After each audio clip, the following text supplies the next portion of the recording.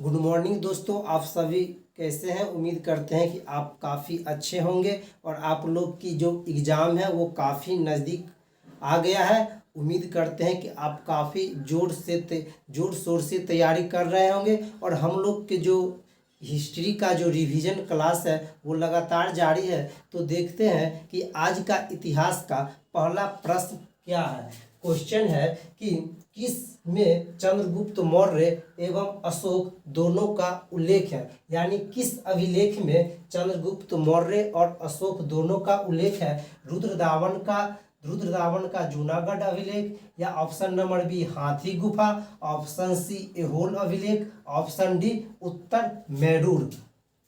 तो रुद्रदावन का जूनागढ़ अभिलेख है, इसका सही आंसर हो गया। रुद्रदावन का जूनागढ़ अभिलेख में चंद्रगुप्त मौर्य और अशोक दोनों की जानकारी मिलती है। और एक किताब था मुद्रा राक्षस जो विशाखा दत्त ने लिखे थे, वो सिर्फ चंद्रगुप्त मौर्य की जानकारी देती है। रुद्रदामन जूनागढ़ की बात करें तो ये संस्कृत काव्य शैली के उत्कृष्ट नमूना को प्रस्तुत करता है। किसको प्रस्तुत करता है? तो संस्कृत काव्य शैली के उत्कृष्ट नमूना का। और रुद्रदामन जो है वो खुद संस्कृत के बहुत बड़े प्रेमी थे। कौन? रुद्रदामन। और ये जो रुद्रदामन का जूनागढ़ अभिलेख है वो गुजरात से प्राप्त होता है। कहाँ से? गुजरात से। ऑप्शन नंबर बी हाथी गुफा। हाथी गुफा जो है कलिंग नरेश खारवेल से संबंधित है। हाथी गुफा किससे संबंधित है? तो कलिंग नरेश खारवेल से संबंधित है और वो चेदी वंश से संबंधित थे। एहोल अभिलेख पुलकेशिन द्वितीय से संबंधित है। किससे संबंधित है? पुलकेशिन द्वितीय से संबंधित है। और ये पुलकेशिन द्वितीय कौन थे? तो चालुक्य वंश के प्रतापी शासक थे। सबसे प्रतापी शासक कौन थे? तो पुलकेशिन द्वितीय थे।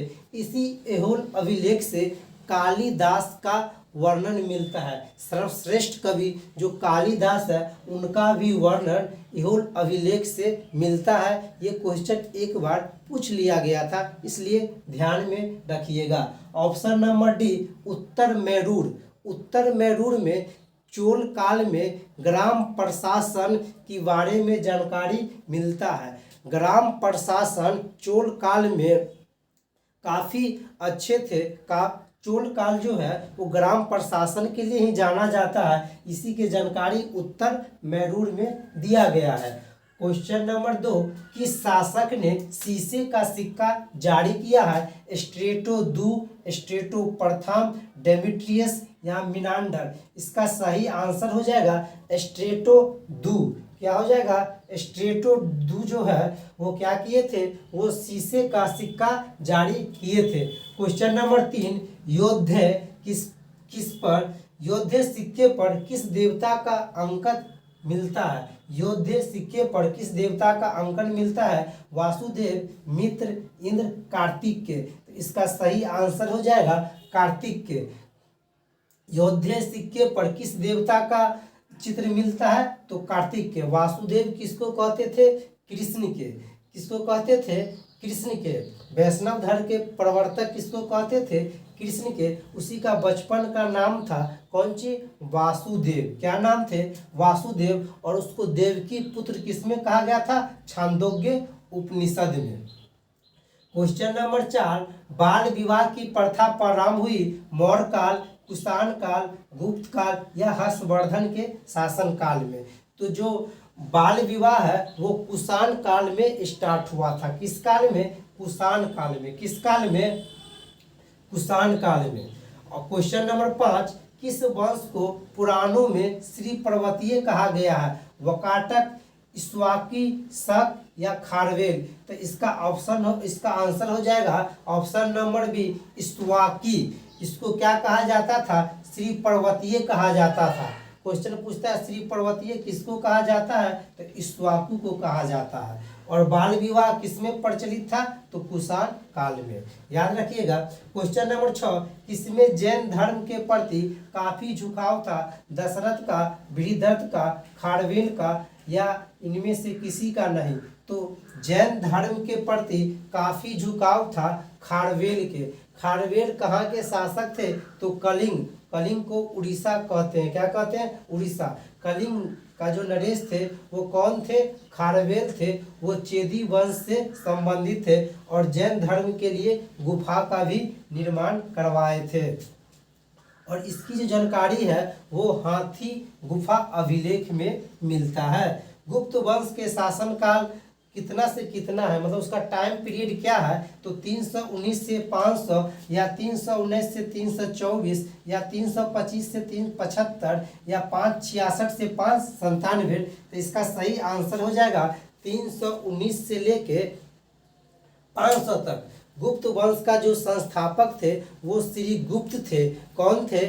श्री गुप्त थे। और उसके बाद आए थे घटोत्कच। कौन आए थे? घटोत्कच। और उसके बाद आए थे चंद्रगुप्त मौर्य, जिन्होंने गुप्त संवत की स्थापना किए थे 319 से लेके 320 तक। और जो गुप्त वंश का जो वास्तविक संस्थापक है वो चंद्रगुप्त को ही बोला जाता है। चंद्रगुप्त प्रथम को बोला जाता है। किसको? चंद्रगुप्त प्रथम को। उसके बाद आता है समुद्रगुप्त। कौन आता है? समुद्रगुप्त।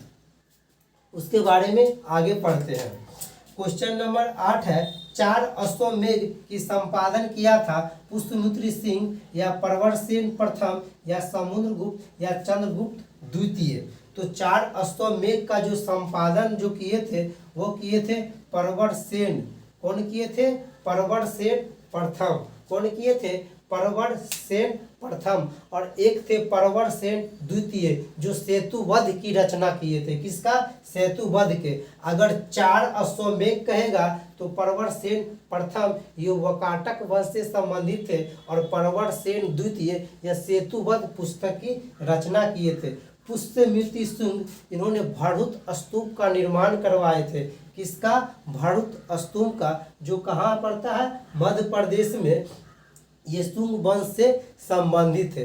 कभी कभी क्वेश्चन क्रम पूछ लेता है कि किस वंश के बाद किस वंश का उदय हुआ। तो एक शब्द याद रखिएगा, हसीनम सुकम। फिर से लिखते हैं हम यहाँ हसीनम सुकम। हसीनम सुख। क्या लिखते हैं? हसीनम सुख। नोट कर लीजिएगा, हसीनम सुख। क्या नाम है? हसीनम सुख। ह से हो जाएगा हड़ियक वंश। ह से कौन सा वंश हो जाएगा? हड़ियक वंश। सी से हो जाएगा शिशुनाग वंश। कौन सा वंश हो जाएगा? शिशुनाग वंश। न से हो जाएगा नंद वंश। न से कौन सा हो जाएगा? नंद वंश। म से हो जाएगा मौर्य वंश। कौन वंश हो जाएगा? मौर्य वंश। सु से हो जाएगा शुंग वंश। क से हो जाएगा कण्व वंश। तो ये क्रम याद रखिएगा। इस टर्म को याद कर लीजिए, हसीनम सुख। क्या नाम है? हसीनम सुख। ह से हो गया हड़ियक वंश। सी से हो गया शिशुनाग वंश। न से हो गया नंद वंश। म से हो गया मौर्य वंश। सु से हो गया शुंग वंश। क से हो गया कण्व वंश। ये दरअसल क्वेश्चन पूछ लिया जाता है। तो अगर पूछेगा पुष्यमित्र शुंग किस वंश के बाद आए, तो मौर्य वंश के बाद आए। ऑप्शन नंबर सी है, प्रवरसेन प्रथम के बारे में बता ही दिए। ऑप्शन नंबर सी है समुद्रगुप्त। समुद्रगुप्त जो है वो चंद्रगुप्त द्वितीय के बाद गद्दी पर आते हैं।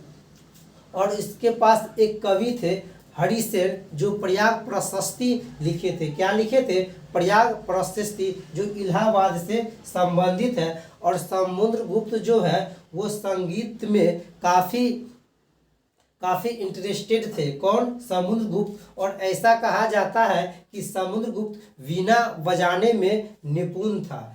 समुद्रगुप्त कौन सी बजाने में निपुण था? वीणा। और इसे भारत का नेपोलियन कहा जाता है। समुद्रगुप्त को क्या कहा जाता है? भारत का नेपोलियन कहा जाता है। और इन्होंने आर्यावर्त के 9 और दक्षिणावर्त के 12 पर राज्यों पर शासन कर लिए थे।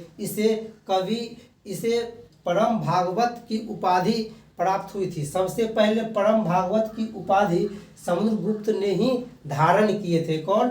समुद्रगुप्त। उसके बाद इसे और ढेर सारी उपाधि थी। किसका? समुद्रगुप्त के।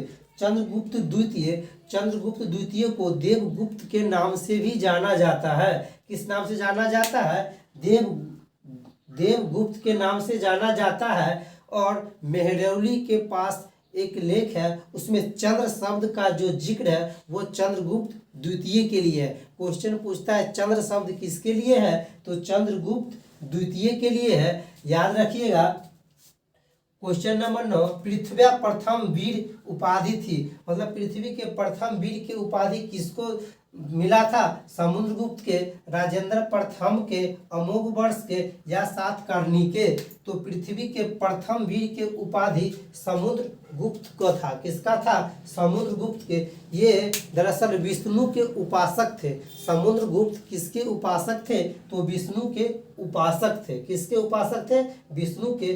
और प्रथम परम भागवत की उपाधि समुद्रगुप्त ने प्राप्त किया था। राजेंद्र प्रथम, राजेंद्र जो प्रथम है ये चोल वंश से संबंधित थे और राजा राज प्रथम के उत्तराधिकारी योग्य पुत्र थे। कौन थे, राजा राज प्रथम के योग्य पुत्र थे। राजा राज प्रथम ने राजराजेश्वर मंदिर या बृहदेश्वर के मंदिर का निर्माण करवाए थे। राजराजेश्वर या बृहदेश्वर का मंदिर का निर्माण करवाए थे। वो नंदी से भारी भरकम मंदिर माना जाता है। किससे, नंदी से। कौन, बृहदेश्वर। तो राजा राज प्रथम का पुत्र था कौन, राजेंद्र प्रथम। राजेंद्र प्रथम ने पूरे सीलोन, पूरे श्रीलंका पर आक्रमण कर लिया था। किस पर आक्रमण कर लिया था, श्रीलंका के। और इसके जो पिताजी थे वो उत्तरी श्रीलंका का जो भाग था उस पर आक्रमण कर लिए थे राजा राज प्रथम, जो जल सेना को चोल शासन में पराम करने का श्रेय उन्हीं को जाता है। और राजेंद्र प्रथम ने शुद्ध गंगा जल प्राप्त करने के लिए पाल शासक महिपाल को हत्या कर पराजय कर गंगे चोल की उपाधि धारण कर लिए थे। कौन, राजेंद्र प्रथम। और ये जो बंगाल के खाड़ी जो है उसको चोल गंग के रूप में बना दिए थे, चोल गंग झील बना दिए थे। यानी बंगाल के खाड़ी को चोल गंग झील बना दिए थे कौन, राजेंद्र प्रथम। तो ये राजेंद्र प्रथम से संबंधित कुछ जानकारी हो गया। क्वेश्चन नंबर 10 देखते हैं, कौन सा राजवंश हुनों के आक्रमण से विचलित था, मौर्य, कुषाण, गुप्त और शुंग। तो इसका सही आंसर हो जाएगा गुप्त। कौन, गुप्त। और ये ट्रिक याद रख लीजिएगा, हसीनम सुख, ह से हर्यक वंश, सी से शिशुनाग वंश, न से नंद वंश, म से मौर्य वंश, सु से संग वंश और क से कण्व वंश। ये बहुत ही इम्पोर्टेंट है, इसलिए इसको याद कर लीजिएगा।